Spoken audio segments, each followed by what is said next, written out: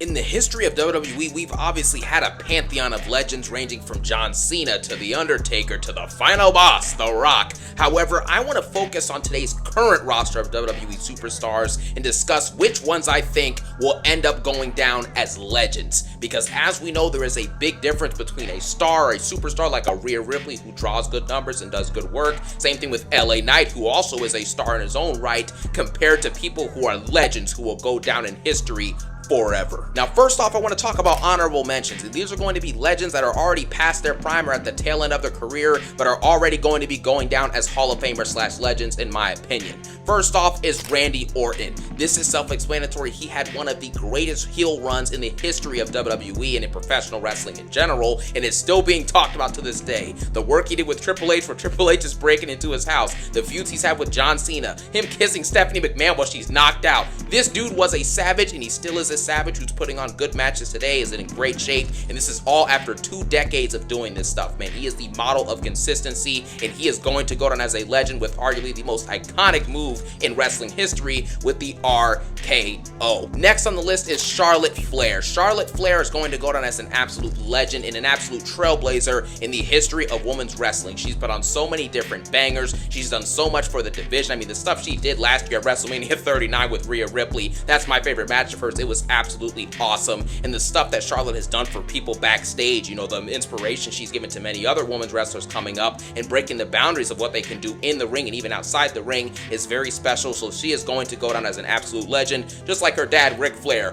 Woo! Next on the honorable mentions list is going to be Becky Lynch, man. In the same way Charlotte elevated and propelled the women's division forward in the in-ring and outside of the ring work, Becky Lynch has done the same thing pretty much to the similar regard. She has absolutely elevated the way that women's wrestling tells stories, does promos. She is the best promo worker in the history of women's wrestling, in my personal opinion. And even if you don't think she's the best, she's at least one of the best for women's wrestling, man. And the stuff that she was able to do in the ring as well, elevating different stars like Bianca, even Rhea Ripley to an extent, Liv Morgan she kind of did earlier this year. Becky Lynch has served a great purpose and is easily one of the trailblazers in the women's history of wrestling, and just in wrestling in general. She's going to go down as a legend. And those are just some specific legends I wanted to mention. I mean, there's obviously others I didn't talk about, like, you know, your AJ Styles, you have Sheamus, who I think will go down as a legend, you have Bianca Belair, who probably will, even Rhea Ripley as well. I mean, I mentioned her earlier, but she might go down as one. You get the point. In my personal opinion, there is not that many true legends working in wrestling today that are actually still, you know, going to go on for another 5 to 10 years. So that's why this list is only shortened down to 3. But speaking of that 3,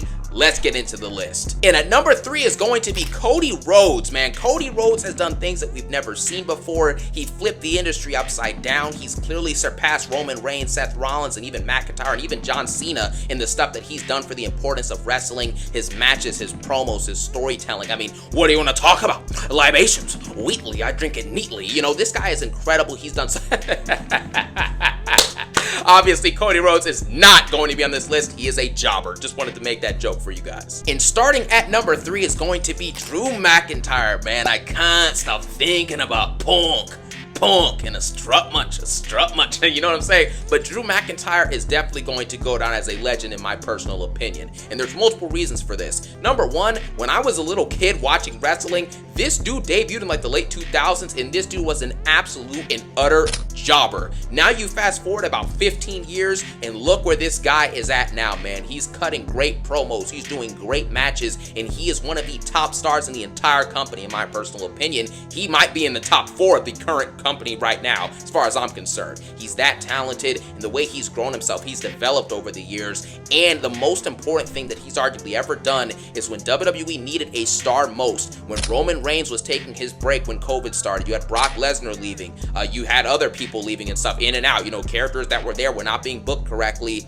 They had their star guy, which was Drew McIntyre, during the beginning of the COVID era, man, and he was there to uplift the company and be their star in that time of need. When WWE needed a star to step up, they needed someone to be there for them when it mattered most. Drew McIntyre was that guy at the beginning of COVID, man, and he helped the company in ways that they probably are still indebted to him for, you know what I mean? So for him to do that and step up in that moment showed you how far he had grown and showed you how much he meant to the company. And so I think that's the mark of Drew McIntyre. He will always go down in history for him doing that. And he will also go down in the history for the banger matches he's put on. He had an absolute all-time classic at WrestleMania 39 with Gunther and Sheamus. He had a great match with Seth Rollins at this year's WrestleMania, which I thought was awesome. And on top of that, Drew McIntyre puts on consistently great matches. And even now, his promos, his storytelling is even improving into his later years in his career. So who knows what he'll look like at the end of his career.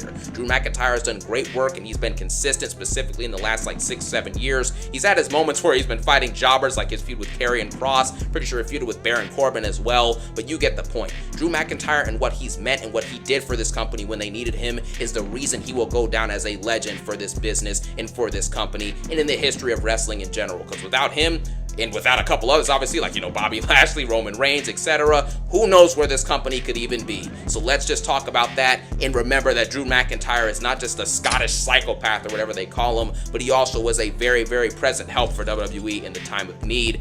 And he was probably a present help for a lot of other fans that needed something to watch and distract them from what was happening in the world. And he served that purpose and will be always important to the company. In my opinion, he goes down as a legend. And at number 2 is going to be Seth freaking Rollins. Seth Rollins has multiple different reasons that he's making this list, and I think Seth Rollins is underappreciated and possibly underrated as well. The stuff that he's done for WWE, I don't know where they'd be without this guy, especially in the last 12 years. I mean, you can say that for other wrestlers too, but Seth Rollins, man, this dude has been important beyond ways that we even think about. His selflessness is the first thing that I think about. Seth Rollins has been able to put his body on the line, his time on the line. He's been there day in, day out. When Roman sadly had to take a break with that leukemia, when Dean Ambrose left the WWE, when they were struggling to find a top star, they were looking to McIntyre, they brought back Lashley, did all this stuff. The booking from Vince McMahon wasn't that good in the late 2010s, all that stuff. Amidst all of it, Seth Rollins was there putting his body on the line week in and week out for this company. And sometimes he did it to no avail. Sometimes a match wasn't good, or a storyline wasn't good, or his character wasn't being booked correctly, but he still did it for the fans, he did it for the company, and that's what matters at the end of the day. And the most important thing, arguably, that Seth Rollins has done that no one, people are obviously going to always look back at,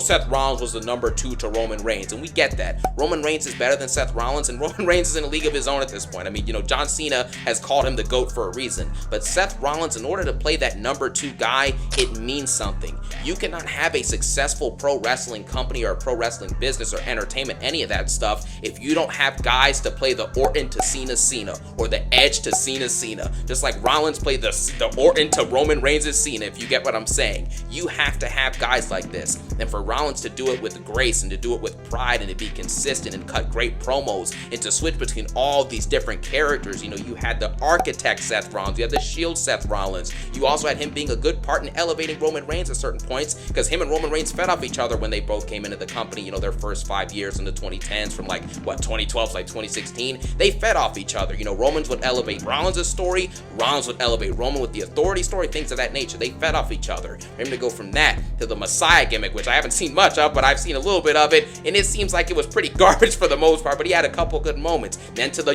visionary, the revolutionary, Seth freaking Rollins, all that stuff. He's done all these different character changes, and even in moments where his character may have been written stale, he may have been doing jobber feuds, jobber promos, he's been able to fit in and out of the mid-card, the undercard, the main event scene, and he's been consistent and did his best effort with all of those different roles he was tasked with over the last decade. And there's also absolutely zero dispute on Seth Rollins when it comes to in-ring work. He is by far one of the best wrestlers of this generation. He's put on consistently great matches overall for the last decade or over a decade at this point, and his ability to do craziness in the ring and the runs he's went on in the ring is absolutely unfathomable. And I know that some people, you get tired of Seth Rollins. I've been tired of Seth Rollins at a certain point, and he gets annoying and the whoa.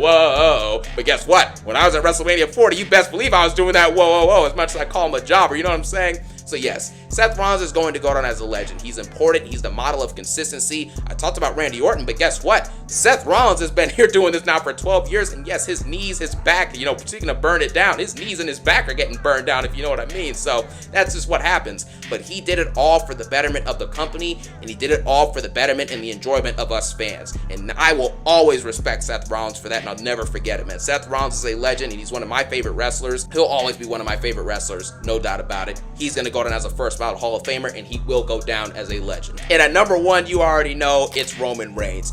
Roman Reigns is in an absolute different league of his own, and there's multiple ways I can talk about this. I stopped watching wrestling after I'd been watching it for pretty much like my whole life. I stopped watching it in 2016, and I stopped watching it until like mid or early 2023. 7 years of not watching the product at all. And I came back for one man and one story, and that was Roman Reigns and the Bloodline story. It was interesting, it was engaging, and it revolutionized professional wrestling. I can't tell you how many people I've seen that were like, oh, I stopped watching, like they're like my age, like 18, 19, 20, whatever. They were in the age range, and they're like, I stopped watching wrestling for a long time, and I came back because of Roman and the Bloodline. That just shows you the power that this dude had. The storylines, the segments, the storytelling, the matches, the in-ring psychology of talking trash like it's an NBA or an NFL game and you're doing mic'd up. It's creative, it's unique. And the biggest thing about Roman, I'll say this, he has been able to elevate stars at a rate that I've never seen another legend do.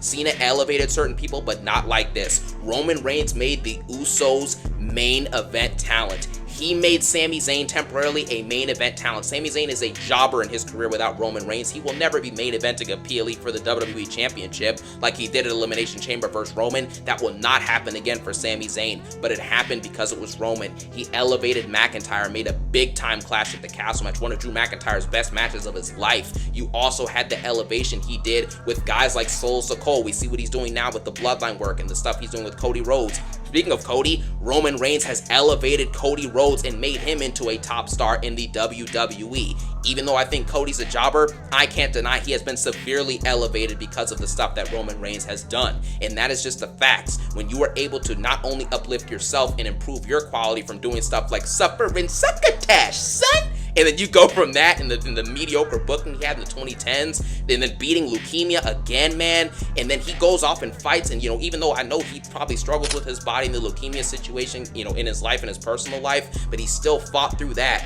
and is still able to put on great matches and great stories in one of the greatest title reigns in the history of professional wrestling while elevating himself, his stories, his promos, and elevating those around him. Are you kidding me? There is a reason John Cena called this dude the greatest of all time. It's partly glazing, obviously, by John Cena, but Roman is on a different level, man. There's no other way to say it. He got me back into pro wrestling, the storytelling, the feuds, the promos he's had. You have the classic one, the no pop, exactly, no pop. You know what I'm saying? He talks to John Cena. He's like, well, it wasn't good enough for Nikki Bella. You know what I'm saying? He talks to Seth Rollins. He's like, you really gonna let this cross-dresser speak down on you, Cody? Are you kidding me? He has the promo with Sami Zayn, the Uzi stuff. I mean, he had the promo versus Austin Theory. He's like, your daddy's not here anymore. Roman Reigns has just had so many amazing moments. And it's this last 4 or 5 years, man. I mean, I sit back, I'm shocked. I really am shocked. I went to WrestleMania 40 this year, and the only reason I really went is obviously because it was in my hometown, obviously, but like Roman Reigns and Cody Rhodes, that storyline with The Rock included, obviously, the final boss, Mama Rose, but Roman Reigns and his story is what propelled me to want to go to these WrestleManias, man. Not these WrestleManias, only been to one, but this specific WrestleMania. It's incredible, man. This dude is absolutely masterful, and by the time he's done, he won't just go down as a Hall of Famer, first ballot, and a legend. He will probably be universally recognized as in the Mount Rushmore with Cena, Austin, Rock, guys like Taker, Shawn Michaels, and Roman Reigns. Impact, aura, the fact that he's elevated the business to where it is now, the whole long-form storytelling thing that Triple H does originates with Roman Reigns' storytelling technique and showing the WWE and showing people around the world that stories can be taken months and they can be dragged out even years like the Bloodline was, and they can still maintain that quality and be absolutely all-time great, incredible stories that shift the landscape of WWE forever, and that is what Roman Reigns has done. Long explanation, kind of a glaze, but he's one of my favorite wrestlers ever. Gotta talk about the stuff the man's done. He will go down as a legend, and he might go down as the legend or the GOAT, like John Cena says. John Cena's my GOAT, but Roman Reigns is 100% up there. And with that being said, those are the 3 superstars in today's WWE that I think will go down as absolute legends / first ballot Hall of Famers. I mean, these guys have done so much for the industry. They've done so much for WWE, and they've done so much for the viewers as well. So those are my top 3. Let me know your top 3 or your top 5 or your top 10, your top 15, your top 20, your top 30, your top 40, your top 50 of who you think should actually be going down as legends in today's current state of WWE. And as always, I hope you guys enjoyed this video, and I hope you guys have a phenomenal day. Peace out.